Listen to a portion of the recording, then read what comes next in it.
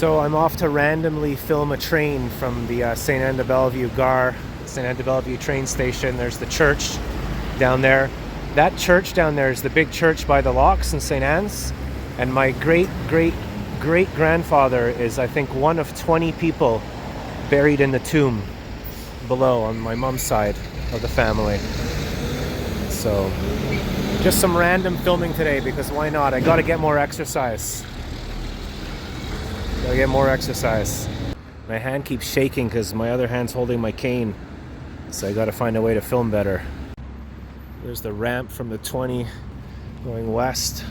So I can't walk fast or go far. I have a cane because I have a spinal cord damage injury that's happened twice, 2 surgeries, and I'm in a lot of chronic pain all the time. But my pain pills, I actually take medication for people with epilepsy, but it works on me well, so I have like a 4-hour window of not that much pain, although I can still feel it. But I think if I stop moving, I've been doing too much editing. So I've been using a cane for about a year. I should have been doing it earlier, because when I go out in the street, I walk slow, and cars think I'm, as they say in Britain, they think I'm taking the piss. I think I'm being cheeky, and they rev up to me. As soon as I started using the cane, it's like the waters part, and people like let you go by. It's just incredible. It's like just another example of how we all base things on physical appearance. So if I don't have a cane, it's like, oh, that guy is normal, get out of my way. But if I do have a cane, they like stop like 20 feet from the stop sign and say, go on by, like but it helps to keep my back straight and keep me stable. So let's hope a train comes. I didn't look at the train schedule. I don't know anything about anything, and I'm just a guy filming. So let's do this. You can check out my other videos if you want. I do music and stuff for fun.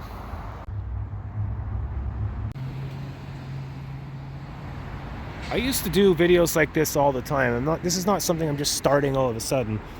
I actually have 2 other channels, one for my town St. Anne's, which I don't use much, and one about my traveling and random stuff. And I got back into it again in like the year, 2003, 2004. And I film everything and anything just for the reason of doing it and showing it and sharing it and getting out there. It's the exercise part that I miss. So I've made a New Year's resolution. Last year, my brother's New Year's resolution in Scotland was 1080p. Tumbleweed. So one thing I enjoyed doing was studying photography when I was in South Africa. I totally got into it.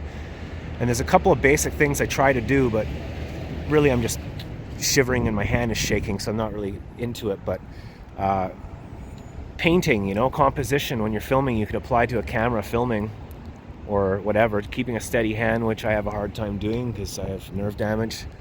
But the rule of thirds, so you imagine like a tic-tac-toe grid on your phone, you can actually put one in, and where the 4 points meet is where a subject could be. So I can use my cane. So there's the rule of thirds. So there's a point here, here, down here, and down there. So you want to have like either 2/3 land, like all the bottom is 2/3 land, and then 1/3 sky, or the opposite, 2/3 sky and 1/3 land.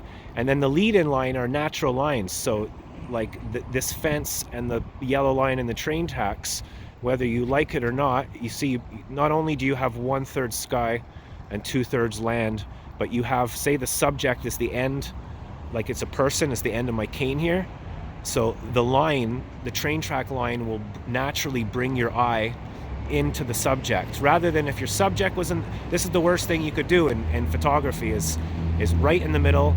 Say your subject is the end of my cane and your person's in the middle.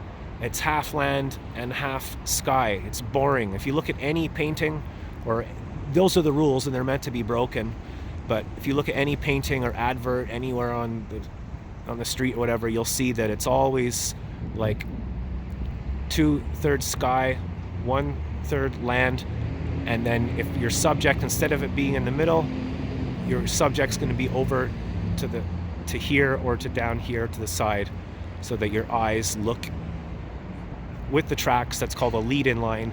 So lead-in line and rule of thirds, it changes everything. And then there's their ESO stops and white balance and all that crap, but I haven't done it in years and years. I used to take pictures when I lived in South Africa and traveled India a lot. And I got a digital SL camera, and I just put down my guitar for 2 years and got into it, took a whole bunch of pictures, and nobody gives a shit. But if you want to see them, they're right here. You can click at the top corner here, and you can go to my website and then click on the photography tab, and you can see some pictures. I got like about 30 or 40 pictures now. I don't want to bore you with everything, but I'm having fun. I'm out talking to the camera, which is you guys, the viewers. There's the water tower, just got painted. It used to look like a big dirty cigarette. Now it looks great. And I don't know if a train's coming or not, but I just thought, why not, you know? I think I know the commuter train schedule, but I don't know any of the freights or anything like that. So I thought I'd just stand here for half an hour. So my hobby with filming is I just filmed incidental footage, call it B-roll or whatever. I never talked over anything like that. But I'm thinking, because I need to walk more to try and fix my bad hip and leg and everything, I'll come out and do these random walks around my town here in St. Anne. We're at the end of the line, and I'll slowly just reveal a little bit about myself and who I am and what I do and what I'm going through and what I think. I've been studying psychology a lot over the last decade, particularly narcissism. I think it's a plague right now that gets rewarded. It's basically a fancy word for bully. So the bigger of a fucking asshole you are, you get rewarded, you know? It's kind of like that on social media. If you just show, you know, no shame and complete vanity, you get like 1 billion views. Now everyone's like, how many views did you get? And how many subs do you have? And how many... It's almost like, how much are you worth? So this is why I don't talk, because I'm very open and try to be authentic, and usually I'll get in trouble, like get trolls or whatever, just because if you have an opinion, you know. I'm almost 50 years old, and I've been through hell and back like 1 million times, so I might as well share the experience somewhere. I'll share it here. I've noticed also over the years, I've started to develop, like I've never talked about it with anybody before, a bit of a slur on my mouth. Like when I speak, I can slur my speech a little bit. I think a lot of it is to do with my medication, which I've been on for like 10 years, and it works great, but I get a very dry mouth, and I think it makes me slur. I should also slow down a bit and take my time. So I hope you enjoyed this disappointing, total epic failure of a train spotting. We got some Prince potatoes there. Some other things is, before I had my spinal back injury, a big thing popped out of my lower LS5, and I couldn't walk for like 3 years, and I was in Scotland, in Glasgow, and I was getting better all of a sudden, and then it would get worse again, and then I needed surgery. I used to be like fearless and a bit of an adventurer, and I jumped on planes and went to India a whole bunch of times, and Kazakhstan, and lived in Africa and France and Poland, and I wasn't afraid of anything. But when my back broke twice, I was in the hospital for so long. When I got out, it was so quiet I had a bed alone in the hospital just because it was a quiet time of the year at the Nero. And it was so quiet when I got out. I found all the noises so violent, and I got really sensitive. And then like I could hardly walk, so I'm walking down the street with my cane, and I'd see like a bunch of 10-year-old kids, and I'd like get afraid that they're gonna hurt me, and I'd move to the because seriously, when you hurt your spinal cord, it affects your eyeballs, it affects your arms, it affects your hips. There's chronic pain down in my hip like crazy, like constant, no matter what. And then people just think, oh, you look fine, you look normal. So I learned all about discrimination and ableism. You know, what it's like to have a disability. People just look at you, and not all disabilities are visible. It could be a mental health problem. It could be like me, like spinal damage. You can't see. People just say, hey, how come you're walking so slow, you asshole? Get out the street. So this has helped a lot. And yeah, people treat you differently. They think like, oh, you're not like, you're not a homeowner with like all this stuff, so you don't get respect or anything. I'll get more into that later. I'm not making sense right now. I'm cold, and I don't see a frickin' train here. I think this is a total train wreck. So do you want me to do more videos like this? I'll do more videos like this if you watch the frickin' bass guy show. We got bass, guitar, drums. Sometimes we have guests like Frankie or Sky of the Universe. I'm just screwing around and having fun, and check it out. It's something a bit different. I've been trying to do something different for the last 10 years that no one's doing. I don't follow form, and I don't try to copy what other people are doing or whatever. And I'll try to do more of these videos. It's weird talking to yourself, but I'll get used to it. I won't go far, but we'll explore the secret life of Saint-Anne-de-Bellevue, where my grandparents lived 300 years ago. And once someone said to me, "Hey man, what are you still doing here? When are you going to go home?" So that was a total failure. The sun's not been out for about a week, and I thought I need to get out and get some fresh air. And now it's starting to rain, and it's supposed to freeze tonight, so we're going to retreat back to our comfy lair. I call it comfy cozy land. I got nice warm orange and yellow lighting in my living room and a little projector for movies, and I edit pretty much from morning till midnight. I'm gonna go continue that. See me in the reflection maybe? So it's 3:03 right now in the West Island of Montreal, Quebec, Canada. Planet Earth, third stone from the sun, next to Andromeda. Is that right? Next train is in an hour. I was hoping a freight train would come. So yeah, I might get back into the whole walking. I think I'm going to call them walking slow videos. Here's a train ticket machine. I remember when I first came back from Scotland. I moved away for a long time, like 15 years, and I came back, and the first time I took a train, I was trying to buy the ticket and I couldn't figure it out, and then the train comes, so I just jumped on, and then the guy didn't give me he was going to give me a fine, but I showed him my driver's license from Scotland, from Glasgow, and he said, "Okay, next time this is how you use the machine," and I just paid him. So sometimes I see that people have trouble figuring out the machine in time, especially like in Quebec. If you come from a faraway country and you come here and you're like, "Okay, what the hell is going on? Google Translate, please." C'est pas facile pour des autres personnes comme moi. Je parle français un peu, mais mon français c'est très mal parce que je suis un imbécile. Mais j'ai pratiqué mon français avec toi dans la gare Saint-Anne-de-Bellevue. Et maintenant c'est très froid. Or if you want to say in Polish, I speak a bit of Polish too. Dzień dobry, jak się masz? Moje imię jest Jacek. Co tam robisz tutaj? Lubiłem, rozumiesz, to jest bardzo dobrze. Tak, to jest samochód czerwony. Tak, to jest prawda, samochód. Tutaj samochód jest biała. Anyway. Okay, cut! It really is cool, the whole walk-in video thing, because you can go to any country in the world, and I try to do it often. I used to live in Poland, and I've been like checking out walking videos and where I live, like Bielsko-Biała and Pizza and Katowice. And also I lived in Scotland, so yesterday I was watching walking videos of Kelvin Grove Art Gallery and the University near Byers Road in the West End where I used to live. And it's fun. It's cool. You can travel without traveling, especially if you have a disability and you have trouble walking like me. You can go check out new places. But usually people end up, I think, just watching their own place, which makes sense, but that's what traveling is. For me, traveling means you don't need to actually go anywhere. Travel just by hanging out with different people that you don't usually hang out with.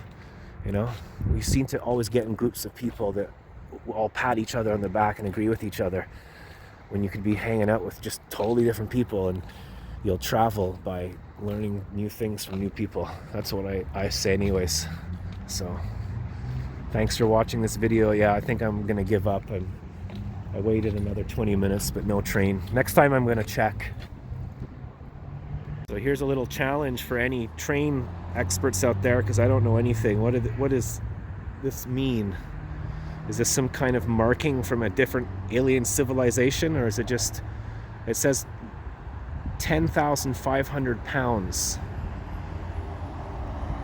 I've been watching train videos where the tracks are all like screwed up from like floods and landslides, and the trains can still go over them. It's incredible. Look, there's a lot of birds down there. We've got some migration going on. Train. I'm in the wrong place, but this will have to do. It's on this side.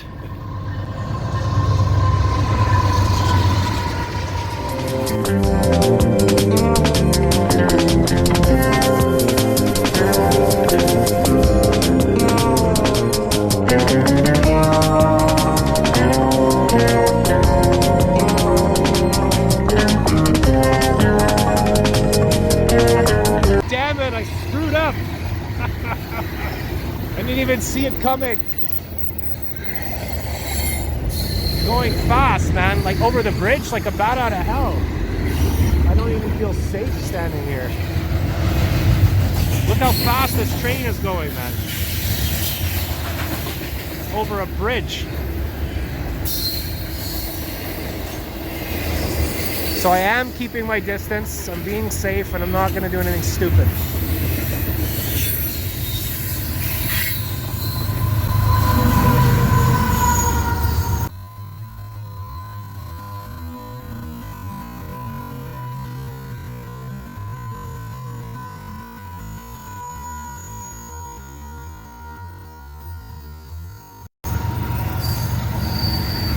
Another engine.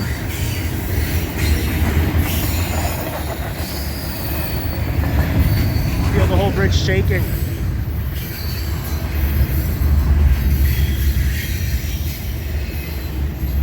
Damn it. I suppose it's always that way, right? You give up, you start walking down the stairs, and a flippin' train comes.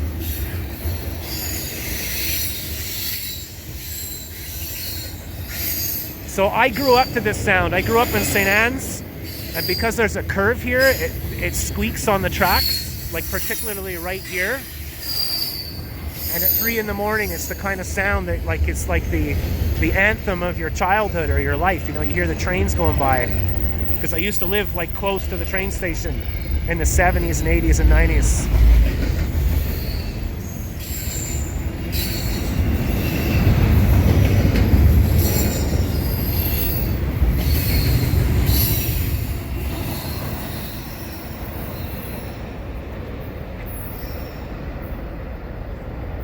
Damn it, Larry. If you're wondering who Larry is, he's the imaginary producer of all this stuff I'm doing. Merry Christmas with no snow. So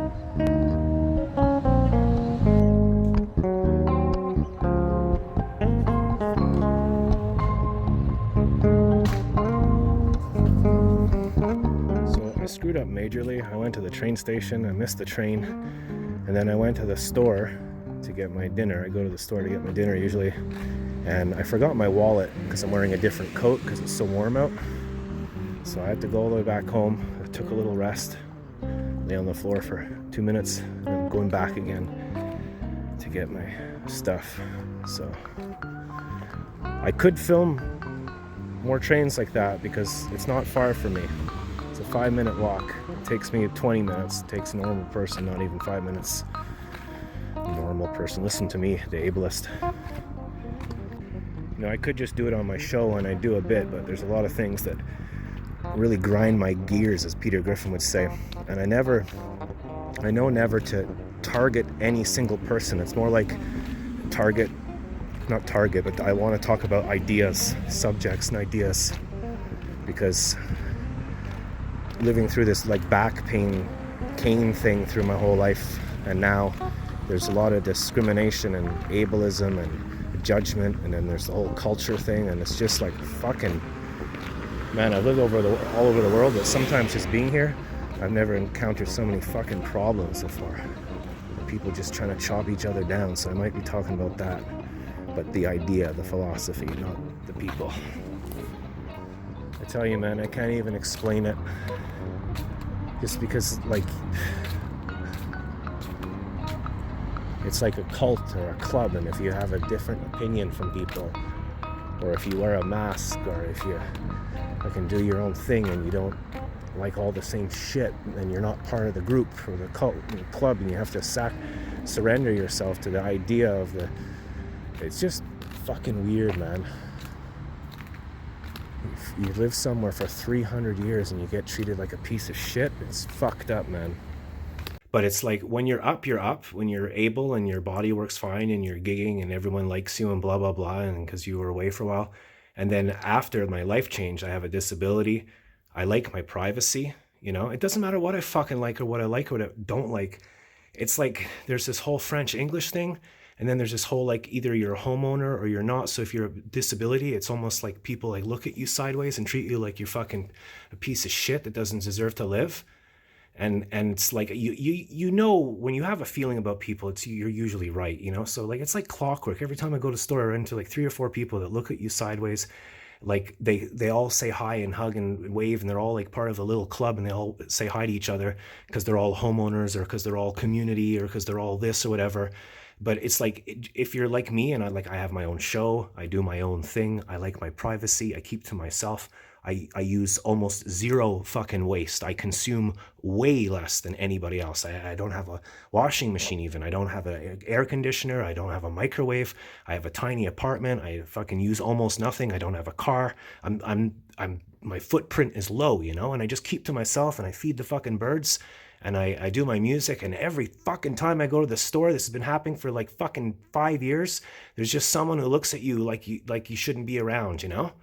It's discrimination. And then there's other people who going around fucking, I know for a fact, that come to me and say, oh, so-and-so said this about you, or you need to do this, or you should do that. It's like, why don't you mind just because you're quiet and you just want a bit of peace and you're doing your own thing, and people like think, oh, there's Jack, he's fucking this. This is not shit inside my head. It's fucking real. And I have people come to me and tell me this or that, you know? It's like, I can't believe the amount of like discrimination and fucking and shaming and judging and all this. Fuck this shit, man. This is my platform. I'm not pointing anyone out, but I get the fucking feeling, man. Just like whatever ism you want to use, you know, ableism, discrimination, and then there's like the different groups of people, and it's just like, fuck, okay, that's fine, but I don't have to submit to anything or anything. Just because I don't speak or talk with people doesn't mean I'm against everybody. But I'm made to feel that the only time I go out is to go buy food. And it's real. It's just like, just because you have a different lifestyle or a different opinion, like what the fuck do I know, eh? I've only lived in like fucking 7 different countries. I must be a fucking idiot that doesn't know anything and doesn't get how things work. It's a small little club and you're not in it. That's how it feels. And all I ever do is mind my own business, do my own thing, and I don't say anything, and I don't know anybody. And so where's this fucking bullshit feeling coming from? All the words that I keep using mean something, like enablers. When you mob someone, like everyone just decides that you're not part of the community, you know? It's either the sports people or those people or these people, little groups of people, and they go, oh no, here comes this guy. And they'll walk away from you. And after 10 years, it's like, okay, I get the fucking point, leave me alone. Like I met a guy who just moved in couple months ago, and he was the fucking coolest guy ever in the whole world. I was like, finally, someone who doesn't treat me like a piece of shit, because I'm not a homeowner, I'm not a outstanding community member, and I'm not a president holding a baby, because that's what's happening. And then when you talk about it, people are like, oh, it's just in your head, you know, and that's gaslighting. They tell you that your experience and your feelings aren't real. But trust me, when people fucking treat you like shit continuously over and over again for no fucking reason, it's like, fuck off, man. My family was here 300 years ago, fuck. When are you going home? Fuck you. Basically feels like if you mind your own business, or if you actually tell the truth about something, like someone's bad behavior or something that you don't agree with, they fucking shoot you down, they shut you down, they ostracize you. It's so fucking bullshit. One example is there are one or two people that like kind of know but not really, and maybe cross paths to like doing something with the town or whatever, and then a few times they see me like right next to me, like alone in a like store or room or something, and they see me, and then they immediately look away and look up in the air, and then like they let me know that I'm not accepted and walk away. And I'm like, well, you were just talking to me for 4 or 5 years, so someone obviously told you something and you fucking believe it. and this is the part that bugs me, is that when people hear one side of a story and then they go on that, it means you're fucking ignorant. If you just like believe someone's gossip and you haven't actually talked to the other person, it's like one side of the story. And that's what groups of people are. Everyone patting each other on the back and agreeing with each other, and then shunning people that aren't like them. Like literally, like you literally go to the store. It fucking, oh man, I'm really bad at explaining this right now, but it's a real feeling I get and see. And I'm not doing anything wrong, and I'm keeping my head up. And apparently, you know, if I stand up for myself or say how I feel, are they going to double down and fucking treat me even worse? I'm trying to point out bad human behavior, and then I get in shit for it. It's fucking disgusting, man. Trust me. If you have a disability and you live a different kind of life or whatever, people fucking treat you like a piece of shit. It's disgusting. Shame on anyone who judges people like that. So we're at home now. I'm going to edit this video and put it up, and we'll see how it goes. It's like coronavirus, you know, you just get fed up of being inside and all these rules, so everyone just starts living again, right? That's what it's like living when you're ostracized and people look at you differently because of this and that. It's always to do with the color of your skin, the language you speak, your culture, your economic status, all this, like your opinion, your education. People actually judge each other harshly because of those things. It's fucking wrong. And you point it out, and you get fucking shunned. So I hope you enjoyed that train video. Enjoy this video? Well then click here to see some weird guy who does a show about a whole bunch of stupid shit. Click here to subscribe, and click here to check out my website. And then sometimes I take it all down because of the pressure from bullies and trolls and narcissists in real life and online. Isn't it great how we're treating each other?